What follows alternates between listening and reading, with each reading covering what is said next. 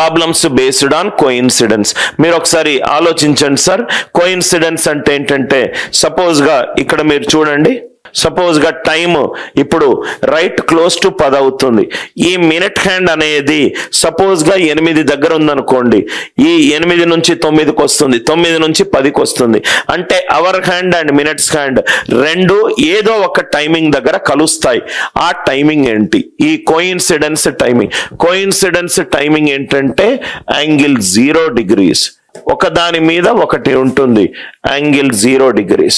Coincidence timing అంటే angle 0 degrees. నవ్వు ఇక్కడ చూడండి సార్, ఇక్కడ ఫస్ట్ కాన్సెప్ట్, ప్రతి దానికి ఫస్ట్ కాన్సెప్టే we will discuss.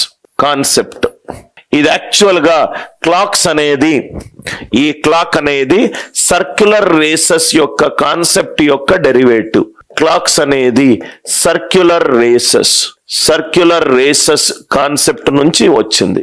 Circular races నుంచి అయిన డెరివేటివ్ కాన్సెప్ట్ ఇక్కడ చూడండి సార్. సపోజ్ గా speed is equivalent to distance by time. Speed equivalent to distance by time. ఈ కాన్సెప్ట్ నేను డెఫినెట్ గా యూజ్ చేయొచ్చు. 12 దగ్గర అవర్ హ్యాండ్ ఉంటే అది కొంచెం దూరం వెళ్తుంది, కొంత టైంలో కొంత దూరం వెళ్తుంది. కాబట్టి మనము అవర్ హ్యాండ్ స్పీడ్ కనుక్కోవచ్చు. కాన్సెప్ట్ చూడండి, మొత్తం మనకు గడియారంలో 12 గంటలు ఉన్నాయి. మొత్తం మనకు గడియారంలో 12 గంటలు ఉన్నాయి. ఈ మొత్తం గడియారంలో మనకు 12 గంటలు ఉన్నాయి. ఈ 12 గంటలు టోటల్ ఎన్ని డివిజన్స్ ఉన్నాయి? 60 డివిజన్స్ ఉన్నాయి. ఇది చూడండి సార్, మీకు టోటల్ గా మొత్తము 12 గంటలు ఉన్నాయి.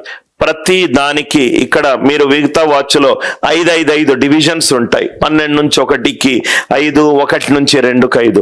సో మొత్తం 12 గంటల్లో మనకు ఎన్ని డివిజన్స్ ఉంటాయి?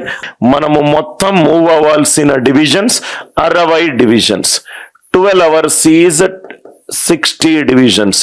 12 గంటలకు మనం వెళ్ళాల్సింది 60 divisions.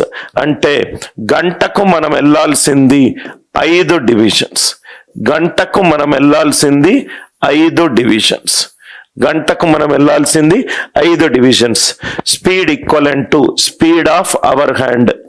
Speed of our hand distance travelled by. గంటకు ఎన్ని డివిజన్లు వెళ్తుంది? 5 డివిజన్లు వెళ్తుంది. గంట అంటే 60 నిమిషాలు. గంట అంటే 60 నిమిషాలు. అంటే దీని స్పీడ్ ఆఫ్ అవర్ హ్యాండ్ ఎంత? 1/12 డివిజన్ పర్ మినిట్.